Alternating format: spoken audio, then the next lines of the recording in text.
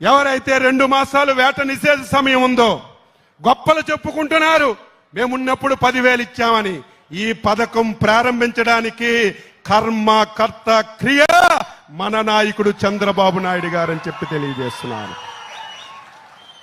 2014-19లో 4,000 రూపాయలతో ఈ పథకాన్ని చంద్రబాబు నాయుడు గారు ప్రారంభించారు. ఈ పథకం ఇస్తే మీకు సరిపోతుందా? ఏదో 2 మాసాలు వేట నిషేధ సమయంలో వేటకెళ్లడం లేదు, జీవనోపాధి కష్టంగా ఉంటుంది, ఇచ్చిన డబ్బుతో జీవనోపాధి చేసుకోవడానికి ఈ డబ్బులు ఉపయోగపడతాయి తప్ప సంవత్సరం అంతా ఈ 20,000, 10,000, 4,000తో మత్స్యకారులు జీవనం సాగించలేరు.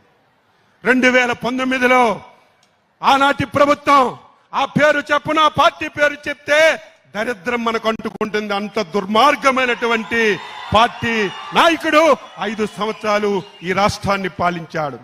నేను అడుగుతున్నాను, మత్స్యకారులు ప్రశ్నించవలసిన అవసరం ఉంది. అచ్చెన్నాయుడు తప్పు మాట్లాడితే నన్ను ప్రశ్నించాలి. ఏ రాజకీయ పార్టీ అయినా, ఏ నాయకుడైనా అబద్ధాలు మాట్లాడితే గోబ గుయ్యమనిపించినట్టుగా మీరు వాస్తవాలు చెప్పకపోతే పని చేసిన వాళ్ళకి చైతన్యం రాదు, పని చేసిన వాళ్ళకి ఉత్సాహం రాదని ఈ సందర్భంగా తెలియజేస్తున్నాను.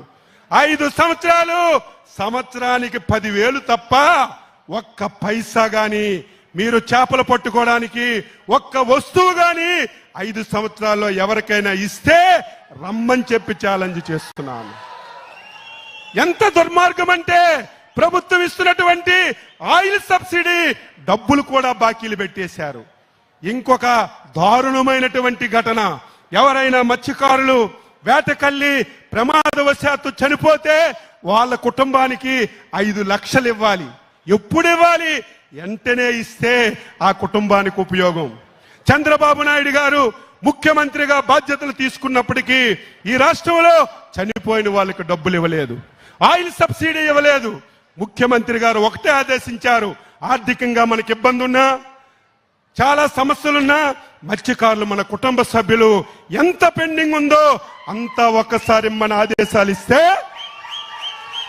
అధికారం వచ్చినటువంటి 1 రోజుల్లోనే మీ అందరికీ ఆయిల్ సబ్సిడీ, చనిపోతే కుటుంబాలకు ఆర్థిక సాయం ఇచ్చి ఇప్పుడు చచ్చిపోయిన తర్వాత 1 రోజుల్లో 15 రోజుల్లో మీకు అందిస్తున్నాం.